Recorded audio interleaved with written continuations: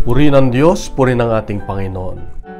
Paano mo nga ba hinaharap ang isang taong ikaw ay sinasaktan sa kanyang mga salita? Sa Ebanghelyo ngayon makita natin na inutusan ni Jesus ang kanyang mga 12 alagad na humayo at ipamalita ang mabuting balita, ang paghahari ng Diyos. Ngunit sila ay parang isang tupa sa gitna ng mga asong gubat. Sila ay dadalhin sa hukuman, sila ay tutuligsain, sila ay sasaktan. Pero paano nga ba nila harapin ang mga ito? Sabi ni Jesus, huwag kayong mag-alala kung ano ang inyong sasabihin dahil ang Espiritu ng iyong Ama ang magtuturo sa inyo kung ano ang inyong sasabihin.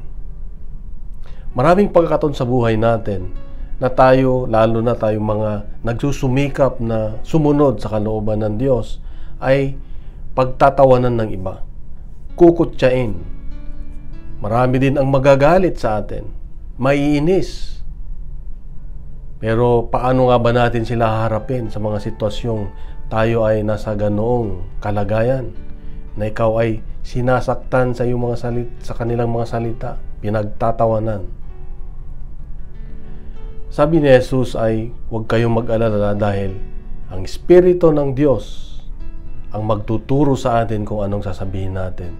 So ano yung steps na gagawin natin? Unang-una, manahimik tayo. Pakinggan yung taong nagsasalita. Sa yung battleground, sa yung nandun sa labanan, hindi siya yung talagang nagsasalita, kundi yung kung ano yung pananaw niya sa buhay, pananaw niya o pagtingin niya sa atin. Kaya huwag nating husgahan kaagad, kundi pakinggan, makinig, tignan siya sa mata at hintayin kung ano yung sasabihin ng Espiritu.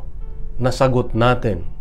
Huwag tayong biglang magagalit, huwag tayong biglang magre-react, kundi manahimik at magtiwala sa Diyos na bibigyan na tayo ng salita na kung saan ito'y magiging tugon natin na may katotohanan, may pag-asa na yung nagsasalita ay mailalapit natin sa ating Panginoon.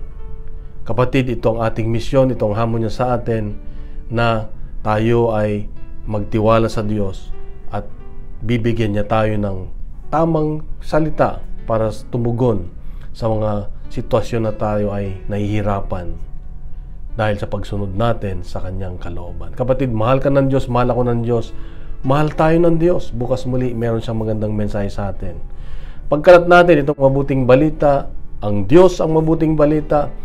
Huwag tayong maniwala sa mga kwentong kutsero, mga fake news, lalo sa social media. Ito ay nakaka-stress. Makinig na lang tayo sa Diyos dahil mas marami pa tayong matutunan. God bless and God is good.